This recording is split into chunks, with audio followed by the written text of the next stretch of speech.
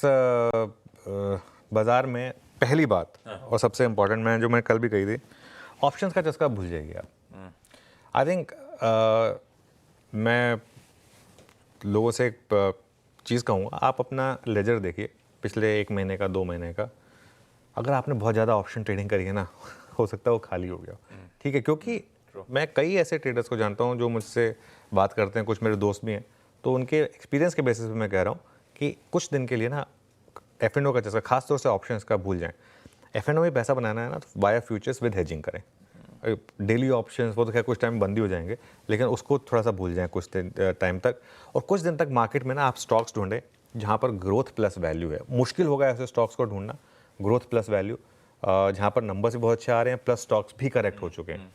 ठीक है, अब एक एग्जांपल इसमें ट्रेंड हो सकता है, ये रिकमेंडेशन नहीं है, लेकिन क्योंकि नंबर तो फिर भी अच्छी है ना, अब आपकी एक्सपेक्टेशन बहुत ज़्यादा थी तो वो अलग बात है, बट वैल्यू नहीं है वहाँ पर।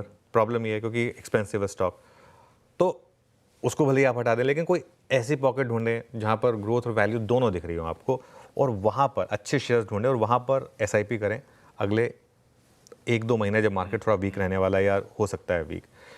हाँ, अगर आप निफ्टी को स्पेसिफिकली ट्रैक करते हो, 2 लेवल्स पर नज़र रखनी है निफ्टी पर हमें। वो 2 लेवल कौन से हैं? 6 नवंबर का हाई, मतलब जो इलेक्शन डे था उसका हाई 24,537, जो कि 20 डे में भी है। 2 दिन कल हाई उससे थोड़ा सा नीचे था, और 4 नवंबर का लो 23,816। ये मार्केट अब बेसिकली इन 2 लेवल्स की है कि इन 2 में से कौन सा लेवल निकलेगा। 24,537 के ऊपर निकले हम आशीष, बड़ी तेज़ी होगी। 23,816 के नीचे अगर हम फिसले तो बड़ी मंदी होगी मार्केट में। ठीक है, कुछ सेक्टर्स पर आप फोकस कर सकते हैं यहाँ से, again from a near term point of view. उसमें 3 सेक्टर्स की मैं बात करूँगा।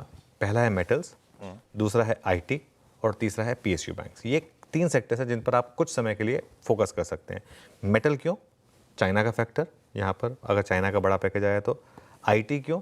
US इकोनॉमी और डॉलर, रेट कट, इन सब का फैक्टर, तो ये इस वजह से। और PSU बैंक्स क्यों?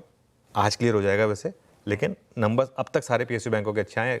इस बार अगर SBI भी डिलीवर कर दे, और रिलेटिव स्ट्रेंथ है PSU बैंकों में, और वैल्यूएशन का फैक्टर है, वो ग्रोथ प्लस वैल्यू में अगर एक सेक्टर इस समय फिट बैठ रहा है तो PSU बैंक है।